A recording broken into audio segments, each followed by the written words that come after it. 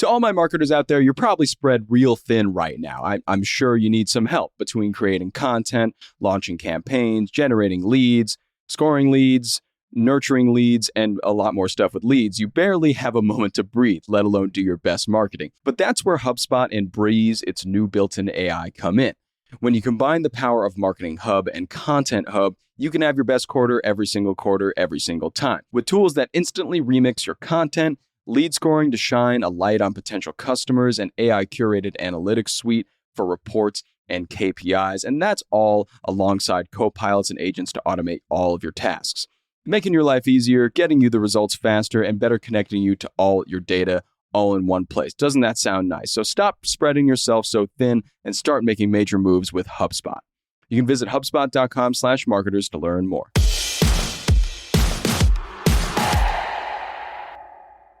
Good morning, everybody. Today is Monday, January 27th. I'm Jon Weigell here with Martina Bretous and Maria Gharib, and this is the Hustle Daily Show.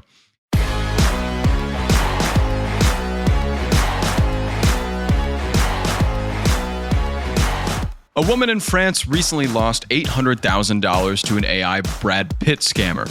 That's not the only story like that, though. A deep fake of Elon Musk also wreaked havoc on Facebook and attracted investors into, you guessed it, another scam. AI frauds are getting a lot more ubiquitous in our world, so how do they work, and will it just get worse from here? We can get into all that, but before we do, let's give you the news in business and tech.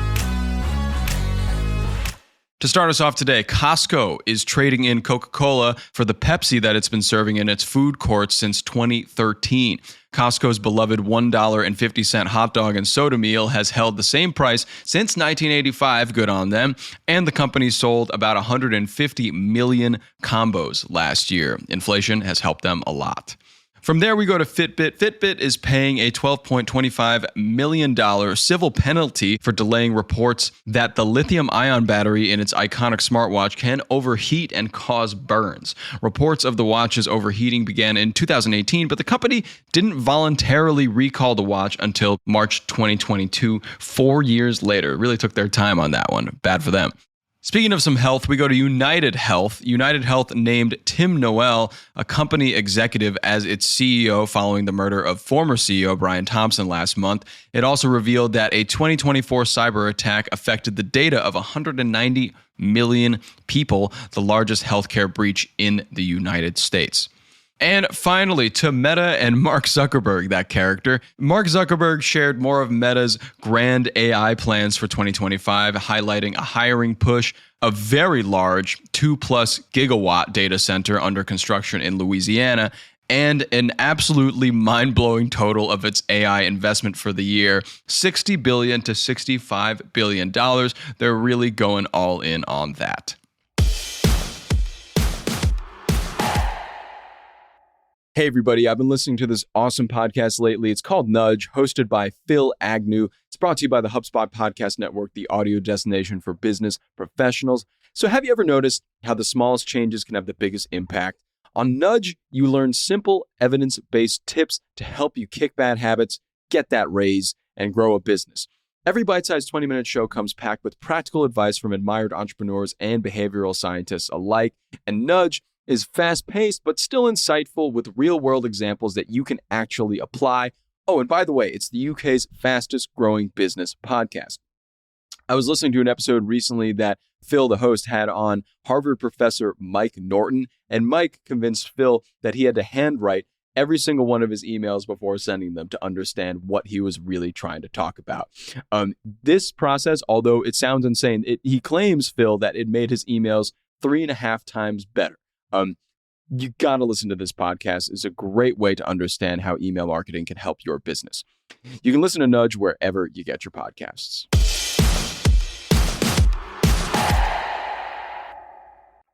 And speaking of AI, going to the main story today, we have Martina back on with Maria from the Mindstream newsletter to talk about AI celebrity scams. Take it away, y'all. Hello, Maria. Welcome back to the show. Hi, thanks for having me. Of course. Today, I want to talk about another case of an AI scam. Yeah.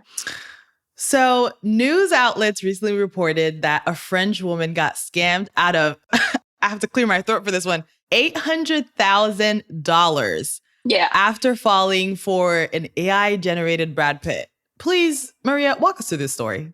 Yeah, well, this one was heartbreaking to say the least. So the French woman was contacted online by someone pretending to be Brad Pitt, Ocean's Eleven's Brad Pitt. And even his mom basically was talking to her. They used this AI generated image and messages to make it feel real. It was several images, not just one. And the mom was saying, like, you're such a kind woman for my son's needs, etc. So they totally played into the romance angle. With time, they convinced her to send over $800,000 for things like fake medical treatments, et cetera, et cetera. So she was kind of convinced with everything. And she even divorced her husband because she thought that was like the actual Brad Pitt and she had a future with him. What makes this even worse is that scams like this happen a lot. Yep. They often target women over 40, especially widows or divorcees, because they see it as an emotional vulnerability. These kinds of romance scams cost people over $1 billion globally every single year. So it's weird how far scammers would go for this, like, especially now that AI makes it so much easier to create believable fake personas. Around 10% of adults globally have been targeted by scams involving AI generated voices, and 77% of them reported financial losses. This was according to tech advisors. And according to a survey by Statista, 36% of responders said that they think online scams and phishing attacks have gotten way worse and way more sophisticated because of AI. Wow. You just dropped so many stats that blew me away. I have so many follow-up questions. One of them is, in this French woman's case, how long did it last for them to get this amount of money out of her? So apparently it lasted 2 consecutive years of them basically asking her for money. The woman is not okay. She's been hospitalized for depressive episodes. She's been off the internet and says that she's not really familiar with everything. That's why this had happened. It's really devastating. When you shared that stat about them targeting women over the age of 40, divorcees, widows, it makes sense because so many scammers, they feed off of that emotion. They often create a sense of urgency to make you feel like you have to take action now. So it makes sense that they would target this vulnerable population. So are there certain signs that this victim should have looked out for? You mentioned the use of AI generated images. What are some key signs that in hindsight she would have noticed, looking at some of the tools that they use to scam her? Yeah, well, there were some pretty huge red flags. First of all, celebrities don't randomly DM people. So if Brad Pitt is going to really want to talk to you, the guy is not going to just slide into your DMs. He has lawyers, he has publicists, he has assistants. He's not that chill, he's a gazillionaire. He has a lot of stuff to do. He's got a lot of movies to make. And that's not going to happen. So that's one of them. Another thing is the urgency. I don't know if you remember, there was this Netflix series that was talking about the Tinder swindler, about the idea of his enemies were after him and he needed money as soon as possible. This kind of urgency, scammers love to create fake emergencies. I need money right now for medical treatments, or my enemies are after me, I need money. So it's all about getting you to act before you can think. And then there's the idea of AI generated content itself. It's good. It's really good, but it's not perfect, So a reverse image search on photos might have shown that this was fake or recycled. So honestly, anytime someone you've never met in real life starts asking for a huge amount of money, that's a huge flashing warning sign. So you should, understand that something's off. Yeah. So have you seen any data about the prevalence of the use of celebrities in AI scams? How popular are these becoming, specifically as it relates to celebrities or public figures? Yeah, unfortunately, it's very common. So scammers know people love to trust familiar faces and they'll use celebrities as bait. So with AI, they can create deepfakes or fake videos that make it feel as if it was real or normal. One time there was a deepfake of Elon Musk on Facebook, of all places, where he was promoting a fake investment scheme, and it actually tricked people into thinking he was offering a legit opportunity, and they lost a lot of money. So it's scary how believable these scams are. According to Financial Times, they've pointed out that these kind of scams often target middle-aged and older adults because they're more likely to trust what they see. And it's just another way of scammers exploiting people's trusts and emotions. That's a really good call out because I remember recently seeing on TikTok a video of this woman having a conversation with her older parent. And her dad, I believe, was showing her a photo that he thought was fascinating. He was like, oh my God, look at this picture. Yeah. As soon as she looks at the picture, she says, this is AI. This is fake. Yeah. And it was so clear to her. And she was a bit concerned at the fact that her father thought that this was a real image. And she had to break it down to him and say, no, look at this detail. Look at that. The scale of the image doesn't make sense. It doesn't line up. And the dad was convinced that, no, I think this is real. And she had to go through pretty much a long conversation to convince him otherwise. Yeah. So I think this brings up, of course, the topic of AI literacy and how that varies by age. I'm sure the younger generation, Gen Z, who's perpetually online, who's growing up with this concept of AI all the time, is much more adept at catching AI red flags like we're talking about them. Yeah. Versus the old generation, the boomers, the Gen Definitely. X, So that's a really good, interesting call out there. Yeah. So while we're on the topic of finance and AI, I came across an article that was talking about how some AI financial bots that claim to offer financial advice might have a slightly more deceitful purpose. Can you tell us a little bit more about how they work? Yeah. Well, I think it was the Wired article, if I'm not mistaken. So there are apps like Clio and Bright, and they're marketed as tools to help you budget and manage your money. So they connect to your bank account and analyze your spendings and stuff like that. And then after that, they give you advice through a very, very friendly chatbot, which sounds great, right? But obviously, as anything else, there's a catch. People need to know that this is a business, right? It's not your friend. Clio, for example, offers cash advances, but they push their premium subscription pretty hard. And it's like, we'll help you, but only if you pay us first. So it's not necessarily bad, but people get trapped with this, especially younger users. So people get trapped into short-term fixes instead of helping them build better financial habits. So according to Wired, these apps are extremely popular with people living paycheck to paycheck, and they feel accessible, but you have to read the fine print. At the end of the day, they're not charities, right? So you have to acknowledge the point. They're here to make money, so it's important to use them carefully and critically.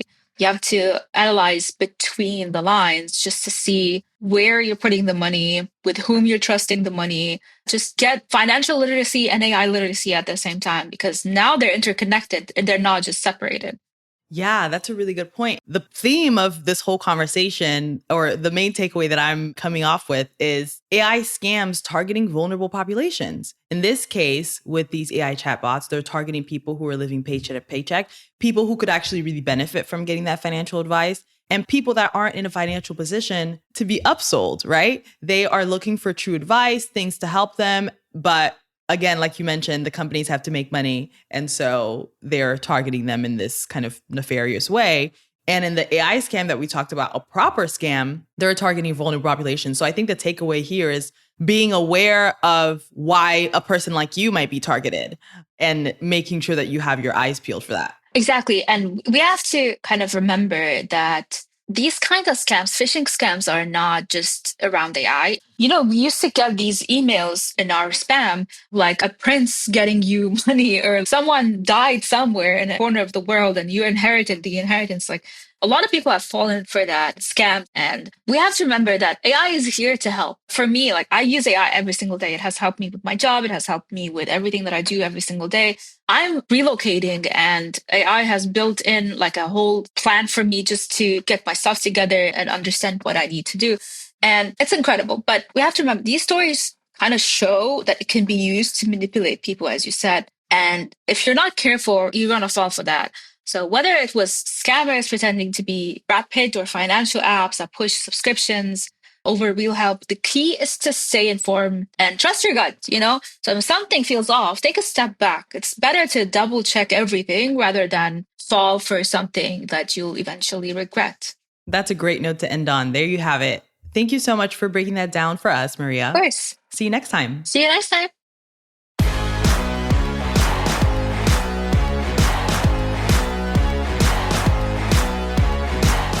Okay, and that's going to do it for us today. Thanks for tuning into the Hustle Daily Show. We're a proud part of the HubSpot Podcast Network. Our editor is Robert Hartwig, and our executive producer is Darren Clark. We've got a lot more tech and business coverage in our newsletter. Check it out and sign up at thehustle.co/email and follow us on Instagram at The Hustle Daily. We'll see you tomorrow.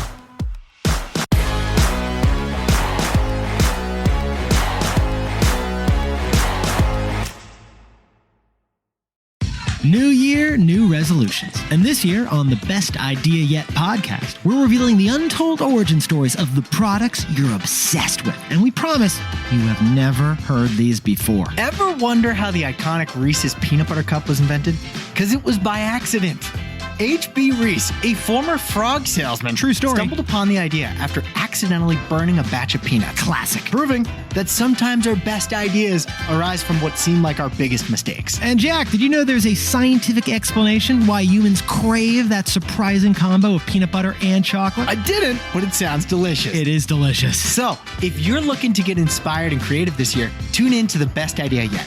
You can find us on the Wondery app or wherever you get your podcasts. And if you're looking for more podcasts to help you start this year off right, check out New Year, New Mindset on the Wondery app. Who knows? Your next great idea could be an accident that you burned. This is Nick. And this is Jack. And we'll see you on the Best Idea Yet.